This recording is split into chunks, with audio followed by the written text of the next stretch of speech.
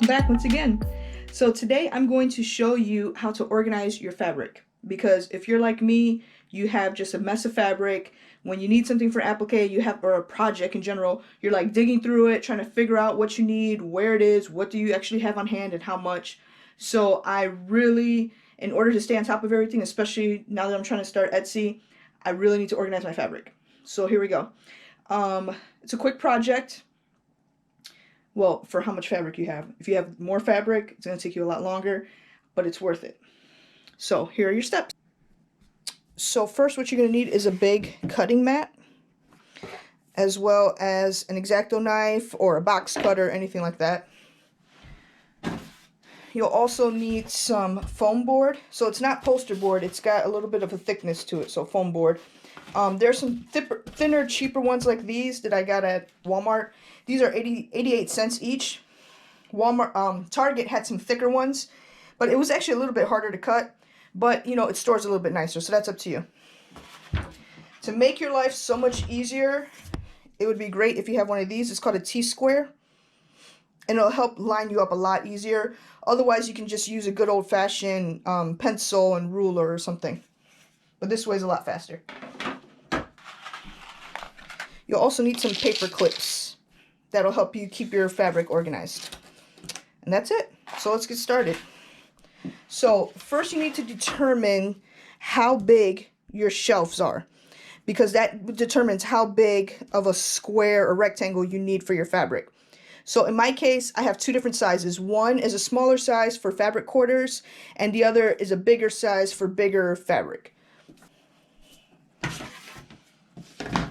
So it's all about lining up. I like to line it up on this line here, leave this line open so I can see what's going on, see all my numbers.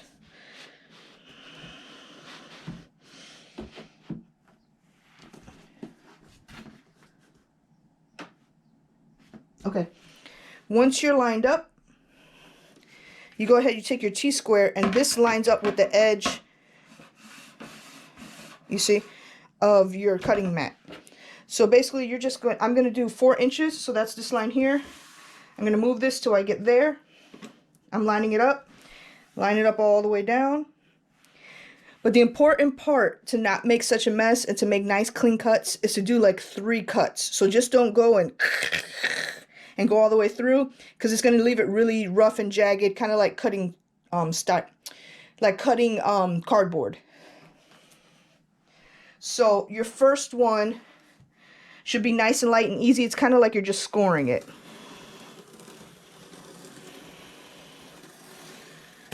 All the way down. Your next one is starting to cut the meat following your score line, but you're still not going all the way through.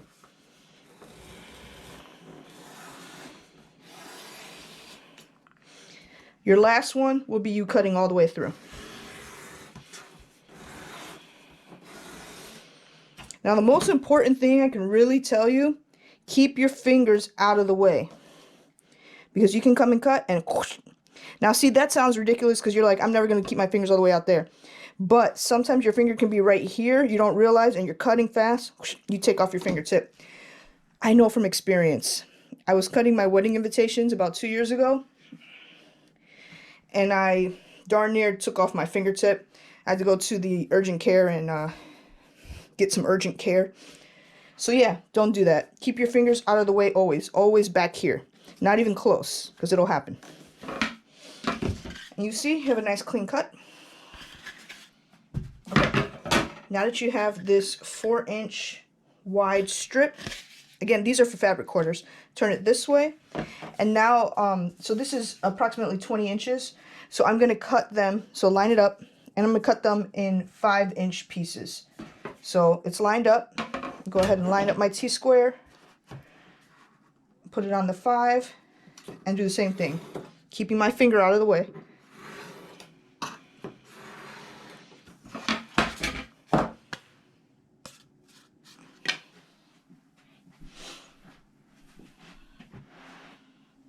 So now that I have this ready, I'm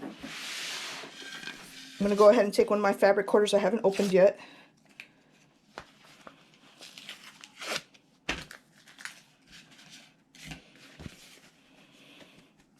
up.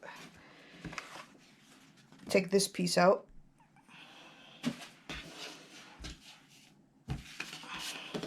I like to leave my selvage edge to the open part so that I can cut it off eventually. So I just put this on this edge. I kind of like to put it in the corner here. Fold this over, and you just kind of start folding tightly. It doesn't have to be perfect. You're going to end up opening it up. So that's it. Then take a paper clip and just clip all your fabric pieces together, and it'll stay. You can put another one here. It'll help it stay a little bit better on the shelf, but this is just faster for when I have to grab fabric. So this is done. So there's a fabric quarter, nice and organized. Okay. So now for my larger pieces of fabric, I do the exact same thing. Let's line up our poster board without covering up our numbers. But now instead of doing 4 inches, I'm going to do 7. Line that up with the number 7, and then remember to keep your fingers out of the way and do 3 strokes basically. Now the good thing too about having a metal ruler is that metal on metal is fine. If you use a plastic ruler or a wooden ruler, you know, by the time you're putting this up against it, you're going to end up breaking it and shaving some pieces off.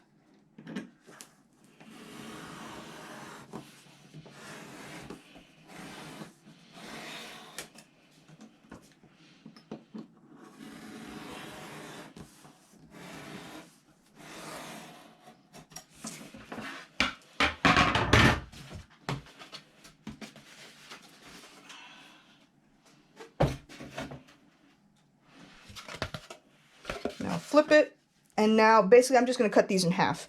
So line it up.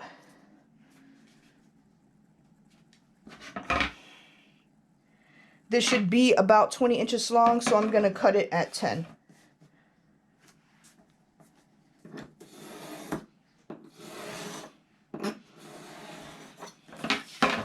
And there you have it. Big piece. So here is a larger piece of fabric that I have, Moana. And you see it's a mess. It's wrinkled. I just pulled it out of my fabric container. Look at that. So I want to make this nice and neat. So the first thing I'm going to do is find whatever way I can try and fold this thing. So this is going to be it.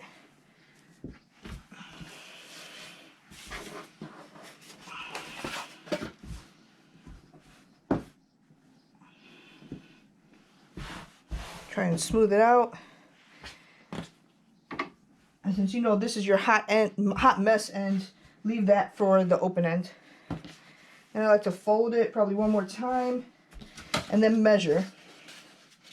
So I like, especially for these bigger ones, I like there to be something open here and something open here. That's about right. That's good enough.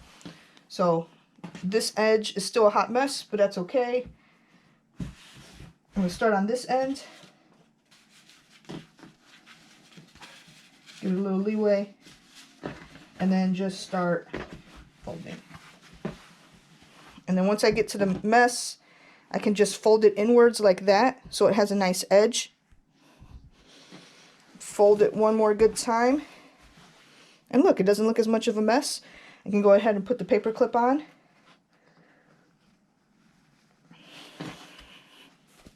And it stays. So we just did a fabric quarter and a regular size. I think I had like a yard of this fabric. Whatever was left with it, I was able to clean it up a bit. Let me show you where I started, what I started with. So this is my fabric container. As you can see, I have a little bit of everything everywhere, and it's a bit of a mess.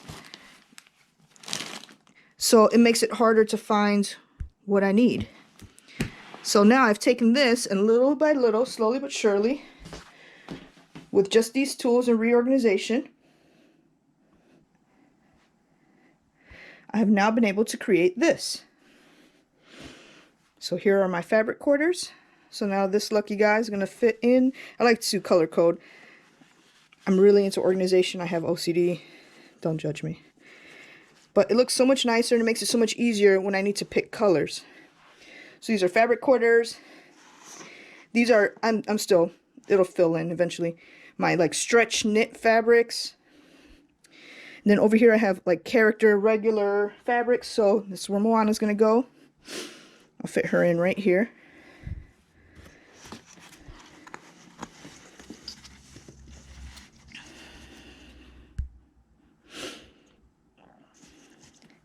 Then here's my satin fabrics and my sequin fabrics. So obviously it's still a work in progress. And I can put bookends here or something if I wanted to, but I'm still working. I still have plenty more fabrics to put in. But yeah, that looks a lot better than my fabric container. Thanks for watching once again. Please stay tuned for more DIY, organization, tips and tricks, hacks, things like that videos, and just lifestyle.